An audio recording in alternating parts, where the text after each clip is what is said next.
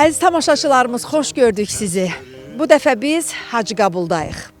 Hər dəfə biz Azərbaycanımızın rayon və kəndlərini ziyarətə gedəndə və müqəddəs oğullarımızın qapılarına gedəndə qürur hissi keçiririk.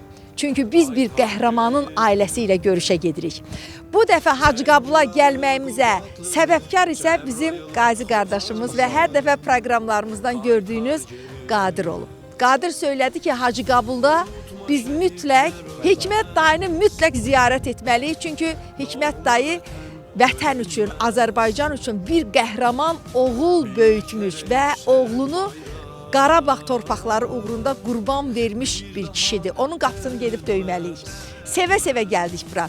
Və bugün bura gələndə mənim əziz bacım, bizim malikimizin, itkin qardaşımızın, itkin şəhidimizin bacısı da bizimlə gəldi. Əziz bacım, yenə xoş gördük sizi. Şəhid ailəsi ilə, şəhidin əzizi ilə, şəhidin əmanəti ilə bir şəhidin qapısına getmək böyük bir qardır. Qürur duyuruq hamısını. Mən də salamlayıram. Və mən hər dəfə gəldikcə, belə oğulları gördükcə, həqiqətən qürur hissi ilə mən onlara gedirəm və fəxr edirəm ki, Azərbaycanın belə igid oğlanlar olub. İçində qarışıq mənim qardaşım da.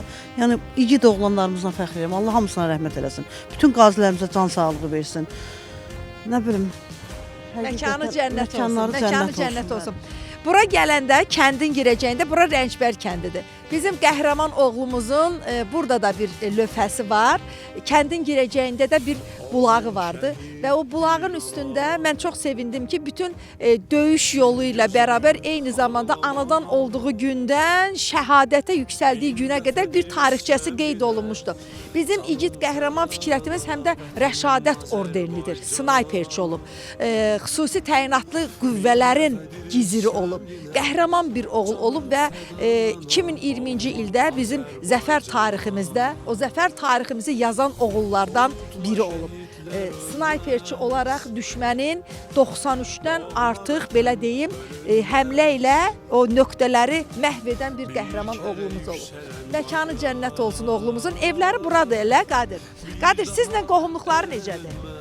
Nuray xanım, ilk öncə təşəkkür edirəm dəvətimi qəbul edib gəldiyiniz üçün. Hər zaman siz şəhid adlarının qazı. Estağfurullah. Çox sağ olun. Hər zaman siz bizlərin yanında olmuşsunuz. Siz bizim bacımızsınız. Siz şəhidlərin bacısısınız, qazilərin bacısısınız. Buna görə mən sizə öz təşəkkürümü bildirirəm. Dəfələrlə şəhidimizin bacısı da gəlib, xoş gəlib, səfa gətirib. Fikrətlə atalarımız əmioğuldur. Yəni biz əmi nəvəsi gedirik, əmioğlu gedirik. Bir soyadın daşıyıcılarıyıq. Bəli, bir soyadın daşıyıcılarıyıq. Və uşaq vaxtından o hərbiçi xislətində böyümüşdü. Özü də baba, yəni Fikrətin babası da müəllim olub, mənim atam özü də müəllim olub, ziyalı ailəsində olub böyümüşük və vətənpərvər ruhla böyümüşük. Buna görə sizə təşəkkür edirəm. Başqa söz, Hikmət əmi də bizi gözləyir. Məkanı cənnət olsun bütün şəhidlərimizin. Dediyimiz kimi, bura Hacıqabuldur mənim əzizlərim. Bura Rəncbər kəndidir. Bu da bizim şəhidimizin mübarək evidir. Qapını gedək döyək görək kim açacaq. Gəl anam, gəl. Gəl bacım. Gəlmək olar.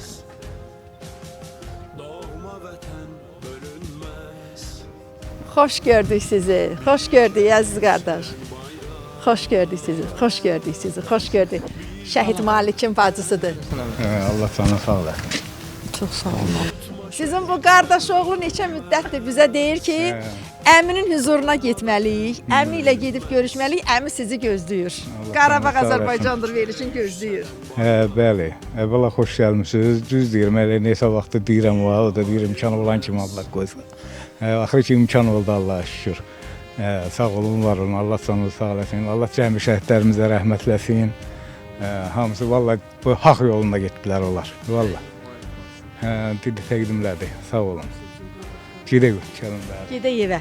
Gedək bizim mübarək şəhidimizin bax bu evinə, ziyarətgahına. Şəhidlərimizin evi, şəhidlərimizin doğulub boya başa çatdığı yer, yurt, məhəllə, kənd bizim üçün müqəddəsdir. Biz Azərbaycanımızın hansı bölgəsinə gediriksə orada bir şəhid ziyarətgahı var, orada bir şəhid evi var. Demək ki, cəmi Azərbaycan bizim üçün müqəddəsdir. Azərbaycan əskəri, dayanma get Bizim həm də bir missiyamız odur ki, əziz tamaşaçılarımız, Qarabağ Azərbaycandır verilişinin bax bu 5 ildə bir missiyası da ondan ibarətdir ki, biz mübarək şəhid ailələrini bir-biri ilə görüşdürürük, bir-biri ilə tanış edirik. Bu şəhidlik çox yüksək, çox ali bir rütbədir. Amma həm də burada bir evin, bir övladının itkisi var. Bunu da danmaq olmaz. Bu da çox ağırdır, qürurludur. Çox qürurludur, amma eyni zamanda valideyn üçün çox ağırdır. Və biz bu ailələri birləşdirdikcə, o ailələr bu qürurdan danışdıqca kədər geridə qalır. O ağırlıq yüngülləşir. Onlar bir-birlərini tanıdıqca, oğulların, qardaşların, ərlərin qəhrəmanlığından danışdıqca yalnız onun haqqında düşünürlər. Ona görə sizi bax bugün də mən tanış elədim. Allah köməyiniz olsun. Allah razı olsun sizlərdən. Nə yaxşı ki varsınız. Can. Bizim kimi anaları, ataları yadlayırsınız, evladımızı yadlayırsınız. Biz sizə çox minnətdarıq. Mən sizə minnətdaram. Çox Biz sağ olun. sizə minnətdaram. Bu mənim təmənnasız Bu dəqiqə bacım. bizi izləyən bütün Azərbaycanlılar, bütün Azərbaycan xalqı biz sizə minnətdarıq. Sizə Sağ olun. siz heç kəsə deməyin minnətdarlığınızı. Sağ olun. Biz Çox sizə sağ olun. minnətdarıq.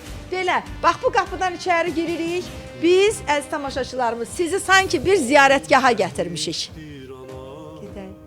Əziz tamaşaçılarımız, maraqlı olan nədir? Bizim qəhrəman oğlumuz elə yeniyetməlik vaxtından hərbiyə bir sevgisi varmış. Və o öz istəyi ilə Naxçıvansk adına, Cəmşid Naxçıvansk adına hərbi liseyin tələbəsi olmaq istəyib. Amma hərbi komissiyada deyəsən səhhətində olan problemə görə onu götürməyiblər. Bax necə olub bu məsələ?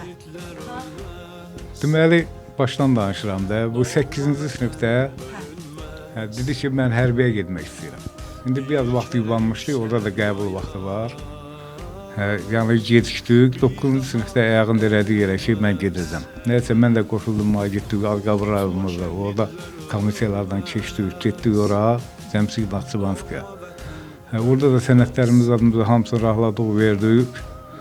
Ayın planda dilər, gələrsiniz komissiyadan keçməyə. Orada nəsə problem yarandı, keçə bilmədik. Sonra ağlayırdı, oradan keçə bilməyəndə. Hərbiçi olmaq üçün. Vallahi qürur, yəni qəhər boğur mənə. Dedim, ay bala, hələ sən 9-cu sinifdə qutarmısan, hazırlaşdın universitetə ver, elə də oldu.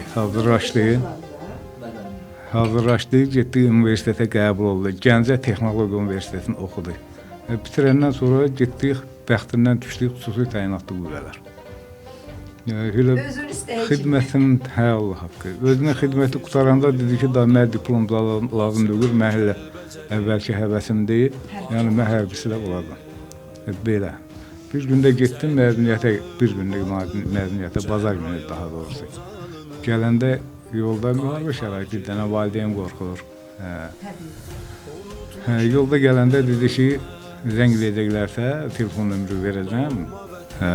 Yəni icazə verərsən, deyərsən ki, mən razıyam, qalsın hərbilər. Əvvəldən deməli sizi hazırlaşdırın. Mən də nə qədər onun hərbiyə sevgisi Allah olur. haqqı. Mən dedim ki, müharibə şəraiti daha bağlı. Mən zəng eləsələr də icazə deyəcəm ki, yox, mən razı deyiləm. Elə də dediniz. Belə də dedim. Elə də o nə telefon nömrəmi verdi, nə mən zəng olundu, kiminsə telefon nömrəsini verdi, yağın dayısından zadından. O sahil qəsəbəsində dayısı Başqa bir yaşayır. adamı verin. Yağın ondan razılıq aldılar, nətər oldu, başladı işləməyə, yəni orada xüsusi təyinatlılarda. Sonra snayperçi idi, yaxşı göstərişləri olub yəni. O 3-cü dərəcəli rəşadət ordeni ilə Ali Baş Komandan tərəfindən təltif olunub. Yəni onun bu xidmətlərinin sayəsindədir. Düzdürmü Əzizə? Bəli. Eynən vurğuladığınız kimi və hər zaman arzusu olub hərbiçi olmaq. Yəni əmmin vurğuladığı kimi eynən. Sadəcə olaraq nə bilim, o şəhadət hər insana qismət olmur, uca məqamdır. Allah şəhidlərimizin şəhadətini qəbul etsin. Bir bacımız vurğuladığı kimi şəhidimizin başçısı ki, o həqiqətən də şəhidlərimiz seçilir bizim. Çox sağ olun Nurani xanım, yenə də dəvəti gəlmisiniz. Allah sizdən də razı olsun. Hər zaman siz şəhidlərin, qazilərin yanında olmusunuz, işıqlandırırsınız. Bax bu mübarək və qəhrəman oğulların döyüş yolu haqqında danışanda bir məqsədimiz olur. Bizi izləyən, Qarabağ Azərbaycandır proqramını izləyən bizim yeniyetmələrimiz ki var, elə Cəmşid Naxçıvanski adına liseyə getdiyi vaxt neçə yaşı var idi? 14-15 yaşı vardı. İndi hal-hazırda 14 yaşlı, 15 yaşlı yeniyetmələr var ki, hərb sənətini özlərinə peşə seçmək istəyirlər. Onlara göstərmək istəyirik ki, vətəni Fikrət kimi sevmək lazımdır.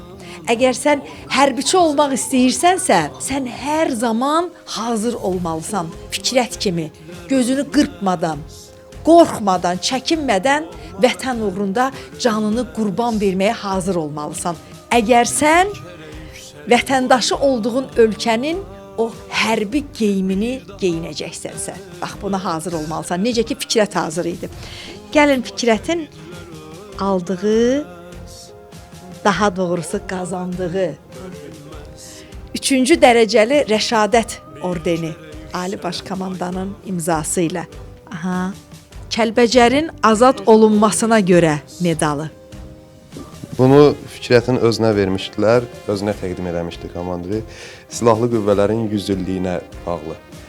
O vaxtı hərbi xidmətdə idi, onunla bağlı özünə təqdim olunmuşdu bu medal. Gör qismətdən Füzuli rayonunun azad olunduğuna görə bu medalda tərtib edilir. Niyə qismətdən deyir? Çünki özüm də Füzulidəyəm, Bəli. mənim qardaşım da Füzulidədir. Elə Füzulidə də şəhid olub. Bəli, qismətdən də o çıxdı qarşıma. Burada isə deməli vətən uğrunda medalı.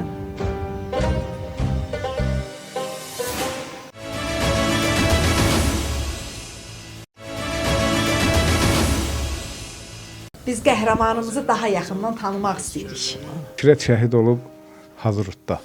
Dəvr orada Tuğ meşəsini çıxandan sonra orada dağ olub, dağın aşağısında Tuğ kəndi. Orada dağ. Bütün döyüşlər gedib orada. Bir də gördük deyir Fikrət çığırdı ki, birini vurdum snayperin. 3 dənə snayper olub, erməni snayperi.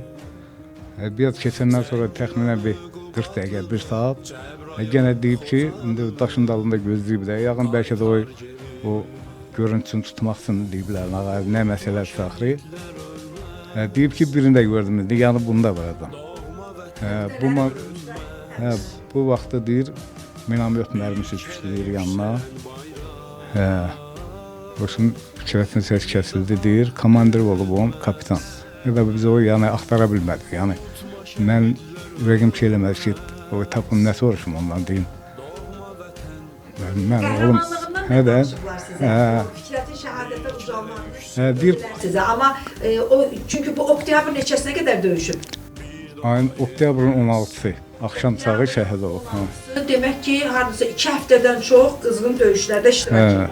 Amma 2 həftə ərzində onunla bir yerdə döyüşənlər nə danışdılar? Həmən günlərdə sizlə danışırdımı, telefonla zəng edirdimi? Ayın 5-də axırıncı dəfə bizimlə danışıb. Oktyabrın 5-i. Bəli. Axşam çağı zəng eləmişdi. Dedim ki, mən eşitmişdim ki, Seydəllər var, Murovdağda. Dedim, eşitmişəm Murovdası, dedi ki, yox, o heç elə o haqda danışanda bunlara tapşırılmışdı, demədilər yəni. Dedi, başqa istiqamət deyik, ancaq yəni Murovda olmuşuq, qutarmışıq orada.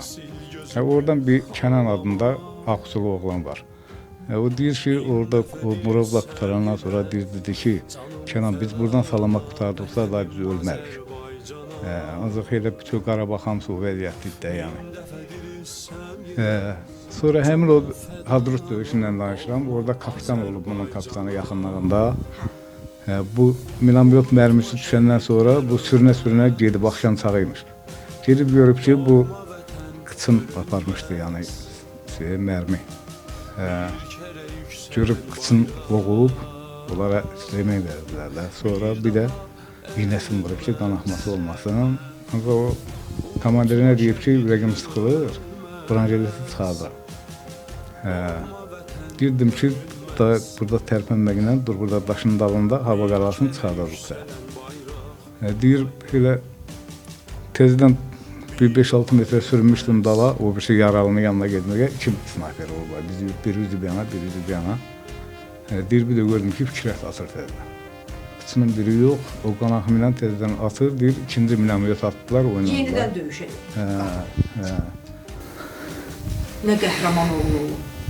Ayağının biri ağır yaralı, qan kəsici deyək ki, iynədən istifadə eləyəsən. O ilə də şəhid ağrının olub. şiddəti ilə yenə döyüşdə iştirak eləyəsən. İkinci snayperçidə hansı ki o üzvayına bu atan elə bir mərmi bu fikrətə yaxın düşür də. Onu da 76 dənə kürək nahiyəsindən, qıçından, kürəyindən qəlbə çıxardıblar. Yəni o saqqalı.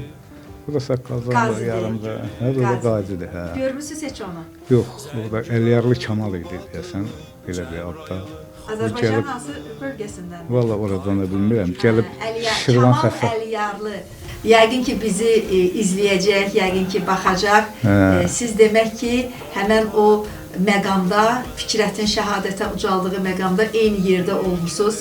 İki snayperçi, biriniz digər tərəfə, biriniz əks istiqamətdə müharibədə iştirak eləmisiniz.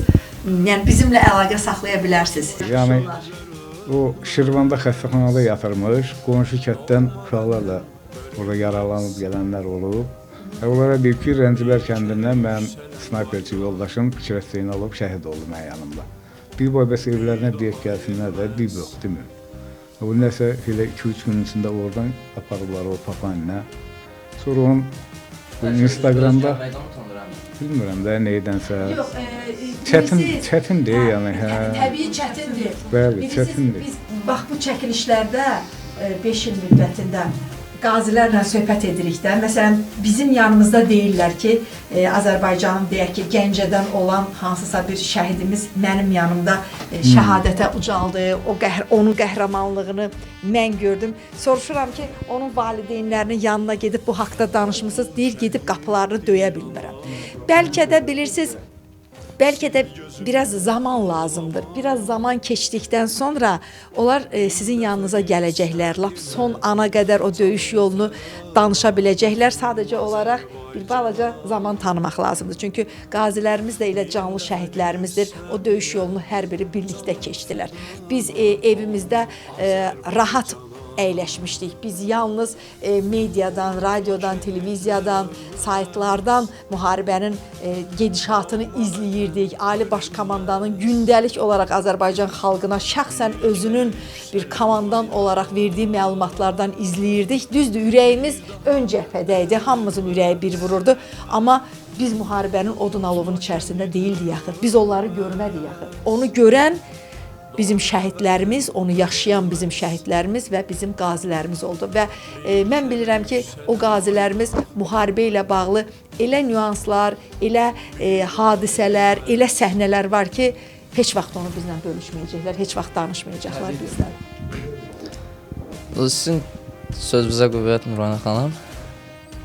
Cəfərli Royal İkramoğlu Beyləqan şəhiddir. Mənim ta ki 2016-cı ildən biz Səngərdə bir yerdə olmuşuq. Ondan səvayı sonradan hərbidə başqa bir yerdə olmuşuq. Beyləqanın özündən. Sentyabrın 27-si Beyləqan iş şəhidlərindəndir. Mən onun məzarına gedə bilmirdim. Çünki çox yaxın olmuşuq, çox yaxın olmuşuq. Qəbul ona bilmirdim, gedə bilmirdim. Mən döyüş vaxtı sentyabrın 30-u biz 30 nəfər könüllü olaraq döyüşlərə qatılmışıq. Mən ilk olaraq onu soruşdum. Bir də Mehman Qəmbərov var idi, polkovnik leytenant. O da mənim çox əziz bir insan idi. Allah bütün şəhidlərimizin şəhadətini qəbul etsin və onların şəhidliyini eşitdim. Mən təsadüf nəticəsində Müşfiq bəygillə, Heydarovgillə biz şəhidlərə ziyarət etdik gecə. Səhv etmirəmsə Ramana tərəfi idi. Ya Kürdəxan tərəfi, o Məhməd tərəfi, o şəhidləri sosial evlərdə. Getdik təsadüfdən mağazada orada Rüyalın şəklini gördüm. Belə donub qaldı ki, Rüyalın şəkli nəcəbdə burada. Elə oldu ki, dayısı vurdu çiynimə ki, bəs mən dayısıyam. Bəs anası gel harlı, mən onların anasını ondan sonra onlarla rastlaşdım. Axırı məcbur olub getdim. Sonra da il dönümünə getdim. Belə, nə bilim, çox ağırdı. Sanki o şəkil, o Royalın şəkili sizi sanki çağırdı ki, gələ bilmirsən qardaş, gəl. Hə, həqiqətən elə oldu. Elədim. Həqiqətən oldu. Mən şəhidlərin təkcə mən yox, hər kəs, hər birimiz şəhidlərin sağ olduğuna, şəhidlərin bizi gördüyünə inanırıq. Mən də inanıram ona. Sadəcə olaraq, mən məsəl üçün adi bura bizim böyüdüyümüz evdir də, yəni uşaqlığımız burada keçib. Hə, ondan sonra Fikrət ki bizdə, hamıda biz belə olmuşuq, mehribançılıq olub bizdə hər zaman. Yəni mən bura özüm müharibədən sonra sözün əsl mənasında bəlkə də Hikmət əmiyə demişəm, deməmişəm, bilmirəm. Müharibədən sonra mən bura utanaraq gəlirdim və yaxud da heç gəlmək istəmirdim. Həqiqətən, niyə görə? Çünki Özünü günahkar bilirsən elə. bax eynən. Ki Mən sağ qaldım, bax o prinsiplə. Uşaqlardadır, yəni qonşumuzun oğlu elə bir yerdə Fikrətlə ta yaşıddır. Bir yerdə oynayıblar məhəllədə uşaqlıqlarında. O da hərbidə işləyir. Quba tərəfdə hardasa hərbi hissədədir. O müharibə vaxtı yaralandı qıçından, yəni onun ölüm sorağı da çıxmışdı, şəhid olma sorağı. Ağrıb yaralamışdı, yəni. O da gəldi bura, ağladı ki, vallahi mən gələ bilmirəm bura. Hər bir şəhidimizi, hər bir qəhrəman oğlumuzu dünyaya gətirən bir qəhrəman ana var. O oğullarımıza o vətən sevgisini laylayı ilə bildirib. Verdiyi tərbiyəsi ilə bildirib. Bax, o anaların qarşısında hər birimiz baş əyirik. O analar sözün əsl mənasında bir Azərbaycan anasının simvollarıdır. Qəhrəmanı böyüdən də qəhrəman ana olmalıdır. Qeyrətli oğlu böyüdən də qeyrətli kişi, qeyrətli qadın olmalıdır. Bəli, o evdə halal çörək olmalıdır. Bəli, o evdə Azərbaycan məhəbbəti olmalıdır. Olmasa mümkün deyil. Düzdürmü? Düzdür. Vallahi mən o uşaqdan nə qədər danışsam, yəni ki, bəlkə də kitaba sığmaz onun vətənpərvərliyindən. Mənim bir dəfə ona bir sualım olub. Aldığım cavab da bu olub. Dedim Fikrətə ki, oğlum, sən üçün vətən irəlidir, ana irəlidir. Dedi ki, vətən. Dedim, niyə? Onun cavabı o oldu mənə ki, vətən olmasa ananı neyinirəm? Neçə yaşı vardı bu sualı siz ona verəndə? O sualı mən ona verəndə onun var idi 17 yaşı. 17 yaşı var idi. Universitetə hazırlaşırdı, bəli. Universitetə hazırlaşırdı. Hazırlaşırdı deyəndə daxil olmuşdu, daha doğrusu oxuyurdu. Səhv eləmirəmsə birinci kursdu idi, ya ikinci kursa hazır gedəcəkdi, bax belə. Onun mənə verdiyi cavab oldu ki, vətən olmasa mən ananı neyinirəm? Öncə vətən. Bəli, o özünü çox hazırlaşdırırdı, həqiqətən hazırlaşdırırdı. Balaca uşaq idi, bəlkə siz də xatırlayarsınız, Saman yolu var idi Türkiyənin. Orada Sunqurlar gedirdi, Sunqurlar döyüş filmi gedirdi. Dərslərini oxuyurdu, yazılarını yazırdı, onun yarısı o başlayırdı. Onun yarısında həsrətlə oturub o kinoya baxırdı. Hər dəfə də orada bir snaperçi var idi, Şahin adında oğlan idi. O Şahini izləyirdi. Snaperçi. Həmən snaperçi Şahini izləyirdi. Elə bil onda o öz ssenarisini yazırdı ki, mən snaperçi olacağam. İdeal götürmüş. Həmən o Şahinin elə bir hərəkətlərin, onun nətər deyim, izləyə onu elə bir beyninə həkk eləyirdi ki, mən belə olmalıyam. Sonra ancaq o elə bir döyüşdən sonra idi, müharibədən sonra idi, şəhid olandan sonra idi, yoldaşları bura gəlmişdi, düzdür, mən olmamışam o söhbətin içində. Onlar deyirdi ki, o snayperdən dərs keçirdi, öyrədirdi. O yarışlar keçirilirdi. Məsələn 20 ilin snayperləri var idi. Bu da 1 il yarım idi. Bir onlardan sərrast atırdı. Bu birinci yerə çıxırdı. Onlar ikinci, üçüncü yerə. Beləskə bir snayper. Sərrast atıcıymış. Sərrast atıcıymış. Yəni hər sənətimdir, yəni o. Sevirmiş. Çox bəli. Amma onu da özünə sığışdırmırmış ki, o birinci yerə çıxır. Deyirmiş ki, gəlirmiş komandir, deyirmiş ki, birinciliyi verək desə, deyirmiş, yox, o 20 ilin snapersinin haqqını yeyə bilmərəm mən. Onlara verin birinciliyi, mən ikinci, üçüncü yeri tuta bilərəm. Onu da özünə sığışdırmırmış, onu da özünə nətər deyim bir şey bilirmiş ki, yox da o haqqını yeyə bilmərəm də 20 il snapersinin. O təcrübəsi məndən. Hə, amma birinciliyə bu çıxırmış. Sərrast atıcıymış. Düşmənin 93 Canlı qüvvəsini məhv eləyib. Məsələn, biz o ilə danışanda, əksər hallarda danışanda görüntülü çox danışa bilmirdik. Görüntülü danışmırdı. Danışanda da orada biz ondan nəsə soruşurduqsa, o əli ilə belə elirdi ki, yox. Ya belə elirdi, ya belə. Yox, olmaz. Parol imiş, hə? Suallara cavab ver. Deyirdi ki, olmaz o barədə danışmayacaq. Nə də evdə gəlib, o bizə heç nə demirdi. Məlumat vermirdi. Haça məsələn yazırdım ki, Fikrət nə edirsiniz? Orada nə qarırsınız? Qağa, vəziyyət nətərdir? Deyirdi, yatırıq mama, yatırıq. Bir dənə sözü vardı, yeyib içib yatırıq. Hicran xanım, əziz anamız, sizin bax bu sözlərinizi biz həm mən, həm də Qarabağ Azərbaycandır verilişinin daimi izləyiciləri əksəriyyət hərbiçi valideynlərinin, şəhid olan hərbiçilərimizin valideynlərinin dilindən eşitmişik. Mən buradan belə bir qənaətə gəlirəm ki, demək ki, Azərbaycan hərb sənətini hərbiçilərimizə çox gözəl öyrədirlər. Çox gözəl öyrədirlər. Baxın, bir hərbiçimiz bəli, bir dəfə də olsun valideynlərinə nə müharibədən öncəki dövrdə, nə müharibə gedişatında bir məlumat verməyiblər. Görün, bizdə Azərbaycanda hərb sənəti nə qədər ciddi və yüksək səviyyədə qorunur və öyrədilir. Hərb sənətinə də ümumiyyətlə hərbiçi o sonradan o deyirlər yaranmır, hərbiçi doğulur. Ruhda olmalıdır bu hərbiçi və o ruhda olan insanlar da, hərbi ruhunda olan, hərbi ruhunda olan insanlar da seçilir və götürülür xidmətə. Və belə insanlar olmalıdır da hərbiçi. Yəni bu vətəni kim azad edə bilərdi? Bu xislətdə olan oğullarımız. Yəni başqa cür o vətənpərvər, bu ruhda böyüyən, bu tərbiyə ilə böyüyən.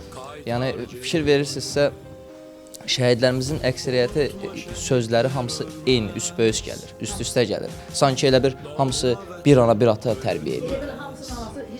Bəli. Allah şəhidlərimizin anasını, Allah şəhidlərimizin analarına, valideynlərinə, doğmalarına, yaxınlarına səbir versin. Amma həqiqətən də mənim bir sözüm var. Düzdür, valideyn üçün itki çox ağır bir şeydir. Yəni o şəhidləri mən özüm orada olmuşam, görmüşəm. Yəni orada olanda insan hər şey adaptasiya olur da. Adi, yəni doğma kəsin də dünyasını dəyişəndə adi gəlir insana. Sonradan insana çatır, sonradan insan başa düşür. Orada çox adi gəlir insana. Amma həqiqətən də şəhidlik məqamın dərindən dərk eləsək çox uzun məqamdır. Yəni bir insan ki 80 il, 70 il ömür yaşayır, aqibəti necə olur bilinmir. Amma şəhid əbədi yaşardı. Həm Allah dərgahında, həm də bəndə dərgahında. Bəli. Həm də şəhid olan kəs xalqını, millətini nədənsə xilas edir. Məsələn, bizim şəhidlərimiz bizim azadlığımızı, müstəqilliyimizi, suverenliyimizi xilas etdilər. Dinimizdə də var. Hüququndan keçən əsgər, öz azadlıq hüququndan keçir, orada vurğulanır o. Canından keçən bizim əsgərlərimiz, əsgər oğullarımız, o oğullarımızdan biri də Malikdir, əziz tamaşaçılarımız.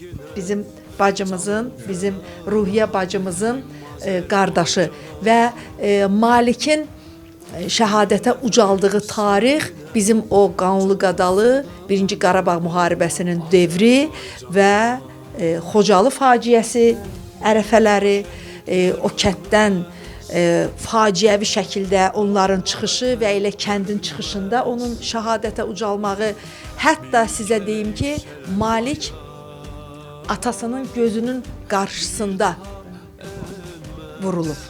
Ata bunu gözləri ilə görüb. Bir ata üçün bu nə qədər dəhşətlidir, bunu sözlə ifadə etmək mümkün deyil. Malikin bu günə qədər hələ də nəşri tapılmayıb.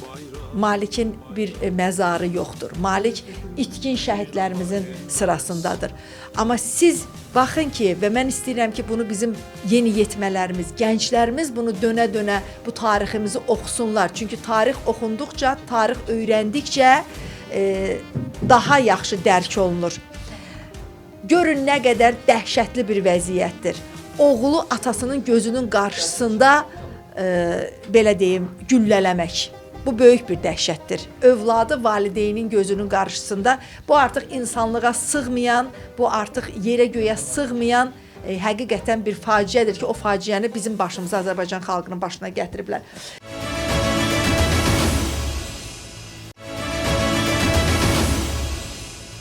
Bizim burada qardaşlarımız gəldilər. Xoş gördük sizin hər birinizi. Gəlin tanış olaq. Əziz qardaşım, xoş gördük sizi. Gəl əziz qardaşım, gəl. Hacı Qabulun igidləridir onlar. Hə, haranın? Deyin görün. Bunlar xüsusi təyinatlı qüvvələrin mənsublarıdır. Çox sağ olsun Fərid bəy, Kamran bəy dəvətimizi qəbul edib gəliblər. Ümumiyyətlə hər zaman Fəryad yəni ki, şəhid ailələrinin, qazilərin yanında olan bir yoldaşdır, dəyərli yoldaşdır. Bəli, Nurayna xanım da özü tanıyıb. Azərbaycan uğruna, bayrağımız uğruna, dövlətimiz uğruna, ən əsası dövlətimizin müstəqilliyi, suverenliyi uğruna döyüşən oğullarımızın hər biri bizim üçün qəhrəmandır. Hər biri bizim üçün vüqar yerimizdir. Şəhidlərimiz, qazilərimiz, müharibədə iştirak edən oğullarımız var ki, heç bir güllə yarası da almayıblar. Onların hər biri də bizim üçün qəhrəmandır. Çünki o yolda gözünü qırpmadan gedirdilər. Gedəndə bilmirdilər şəhid olacam, qazi olacam, yoxsa heç bir şey olmadan qayıdacam. Allah bütün belə deyim qazilərimizə və müharibə iştirakçılarımıza can sağlığı versin və şəhidlərimiz də bizim başımızın tacıdır. Buyur əziz qardaşım, mübarək bir yerdəyik. Qardaşımızın Fikrətin ocağındayıq. Allah hər birinizdən razı olsun. Allah cəmi şəhidlərimizin şəhadətini mübarək eləsin. Onlar bizim tarixi boyu yaddaşlardan silinməyəcək qəhrəmanlıq salnaməsidir, qəhrəmanlıq dastanıdır. Kamran qardaşın əziyyəti daha böyükdür. Yəni onlar son günə kimi Fikrət qardaşla bir yerdə olmuşlar. Fikrətlə xatirələrimiz çoxdur. İllərlə bir sinifdə, bir qrupda olmuşuq. Yəni danışılası, qutarılası xatirələr deyil bunlar. Yəni onu yaşamaq, görmək daha fərqli hisslərdir. Mən sadəcə Allah bizə də o zirvəni qismət etsin, o şəhadət zirvəsini. Başqa nə deyə bilmirəm. Əvvəl özümü təqdim eləmək istəyirəm. Sütənd Qoru Mənsubu, 2-ci qrup Əliyev Kamran. İlk öncə də təşəkkür edirəm ki, bugün bizim şəhid anamızı, şəhid atamızı gəlib burada çəkirsiniz, onları yad edirsiniz. Vətənimizə belə igid oğlanımızı tanısınız, Allah sizə canınızı sağ eləsin. Fikrət üçün yəni, danışacaq çox şey var. Fikrət mənim müavinim olub. Fikrət həmişə öz savadı ilə, öz tərbiyəsi ilə seçən bir uşaq olub. Həqiqətən, yəni, Fikrətin ilk bizə gələndə onun, belə deyim də, danışıram biz onun haqqında heyecanlanıram. Çünki onun əziyyəti mənim gözüm qabağında olub. Həmişə çalışardı ki, onun uzmanı olaraq çalışardı ki, həmişə sərgə, səhman, ondan sonra işində, belə deyim də, məsuliyyətli olmağa çalışardı. Savadı ilə özü də bir sınav perisi idi və o dərslərimizə keçdiyi o əziyyəti, zəhməti müharibədə yetəncə göstərdi. Biz ondan ən güclü döyüşümüz Hadrutda olub. Hadrutda onun Hadrut'u ələ keçəndə, bir də düşmən tapdı altından işğaldan azad eləyəndə Hadrutda onun əziyyəti danılmazdı. Hətta o deyərdim ki, gecəni səhərə kimi yatmadı, and olsun Allaha. Mən yaxınlaşdım ki, Fikrət, bəlkə biz strateji yox uzman, o da sınav periyoduna görə elə bir mövqe seçmişdi. Yəni erməninin oradan keçməsi mümkün deyil. Ondan sonra Kəlbəzərdə əziyyətimiz olub, Kəlbəzərdə onun döyüş yolumuz olub. Yəni müharibə dönəmi. Bəli, müharibə dönəmi. Kəlbəcər istiqamətində də bir yerdə döyüş. Bəli, biz sentyabrın 28-dən oktyabrın 15-də mən yaralanmışam, 16-sında qardaşımız, yəni onun 22-23 gün əziyyəti danılmazdı. O qəhrəmanlığı ilə, şücaəti ilə, əzəməti ilə həmişə seçilmişdi. Fikrət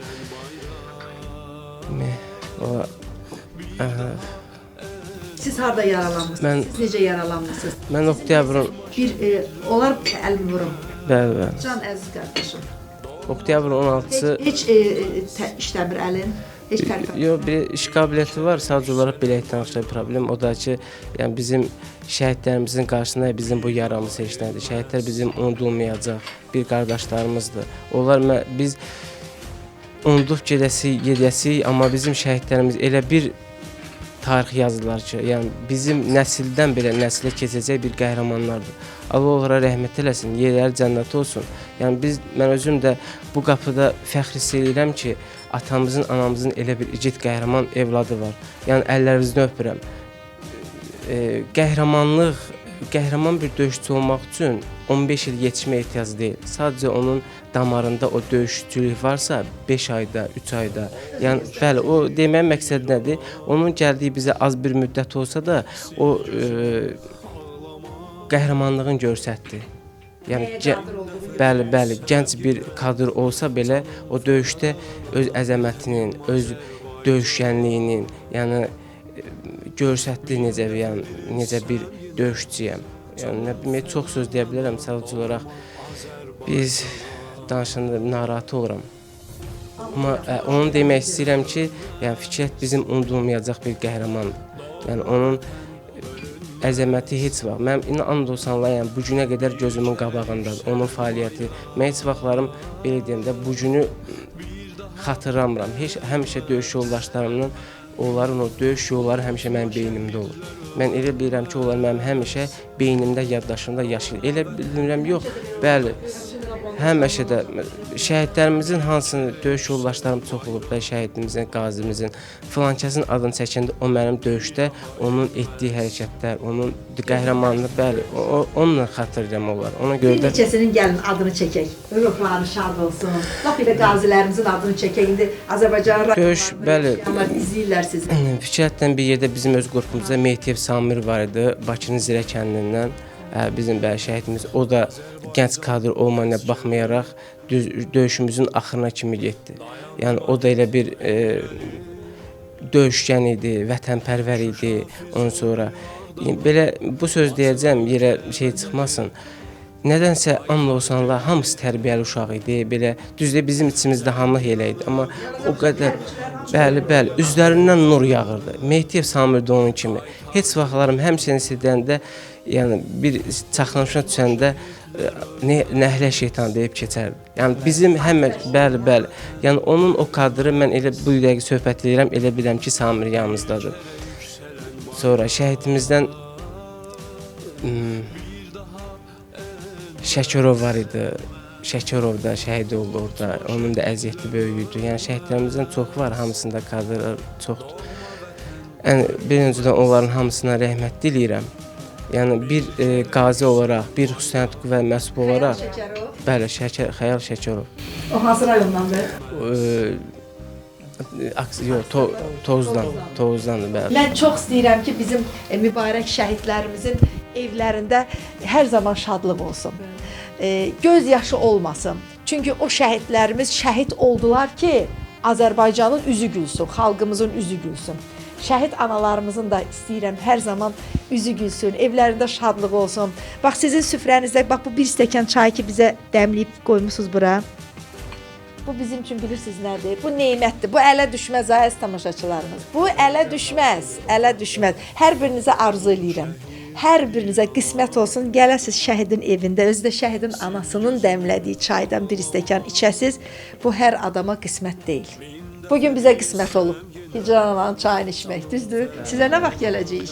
İnşallah az qalıb yaxınlara. İnşallah. Allah sizləri qorusun.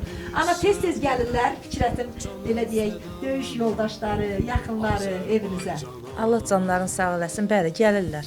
Ad günündə, il dönümündə, bayramlarda. Sonra onların özlərinin silahlı qüvvələr günü var, onda da gəlirlər. Özlərinin bayramları da var. Yəqin ki, uşaqlar bilməmiş olmaz. Mən bilən aprelin 30-udur. Xüsusi təyinatın yarandığı gündür. 99-cu ildə yaranıb. Aprelin 30-unda. Mən aprelin 30-unda Fikrətin yanına ziyarətə getmişəm ora. Gedib görmüşəm ki, orada bayram keçirdirlər. Soruşmuşam, deyib ki, belə. Yəni ki, əsgərlikdə olanda qardaş ilə getmişdim. Aprelin 30-u günü. Yəni ki, bunlar o günləri yaddan çıxartmırlar, gəlirlər, 2 nəfər də olsa yenə gəlirlər də, gəlib ziyarət edirlər. Cəm şəklində gəlmir, yəni elə 2 nəfər, 3 nəfər, belə 4 nəfər görsən gəlirlər. Bu il dönümündən qabaq da ikisi bir gəlmişdi. Bəli, hər zaman qapımız hamının üzünə açıqdır. Eləcə də Fikrətin döyüş yoldaşlarının, iş yoldaşlarının, əlbəttə ki, onları görəndə fəxr edirəm ki, mənim oğlum bunlarla bir yerdə olub. Bir yol keçiblər. Qəhrəmanlıq yolu. Bəli. Şəhid biz hər zaman deyirik, biz 2015-16 ərəfələrindən bu yoldayıq, şəhid ailələri, qazilər, yəni ziyarətlər falan da özümüzə xüsusən atqılar mənsubu olmağımız bir kənara, yəni qanımızda Azərbaycan qanı axır deyə bunlar bizim ənənəmizdir, prioritet məsələlərimizdir də. Yəni demək bir şey nəzərimizə çatdırım. Yəni izləyicilərimizə də onu mən bir neçə tədbirlərin çoxunda deyirəm. Azərbaycan elə bir yerdir ki, şəhidlərimizin balacalığından baxırsınız ki, bu elə şəhid kimi böyüyürmüş, bu doğulandan şəhid kimi doğulurmuş. Ailələrin də çoxu elə şəhid ailəsi kimi təkmilləşib. Xəyalın da qardaşımız dedi, Xəyal bir mənim üçün başqa bir necə xəyal mənim yerimdə yatırdı. Mən qrupdan çıxanda mənim vəzifəmə xəyal keçdi. Mənim yerimdə yatırdı. Uşaqlar çəkib atmışdı. Xəyala bax da öz sevə belə. Xəyal da mənim üçün xüsusi bir şey ki, elə bir nə bilim Allah hamısına rəhmət eləsin. Heç nə.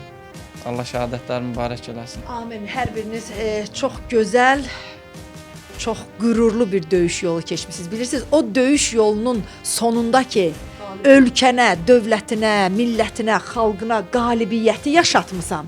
Siz qalib ordunun, müzəffər ordunun əsgərlərisiniz. Şəhidi də, qazisi də, könüllü müharibəyə qoşulan arxa cəbhədə belə deyim, əsgərlərimizə, ön cəbhəyə təminat aparıb gətirənlərimizə qədər, əsgərlərimizə, ordumuza yemək bişirənlərimizə qədər. Hətta həmən dövrdə məktəblilərimiz vardı ki, əskərə məktub yazırdılar.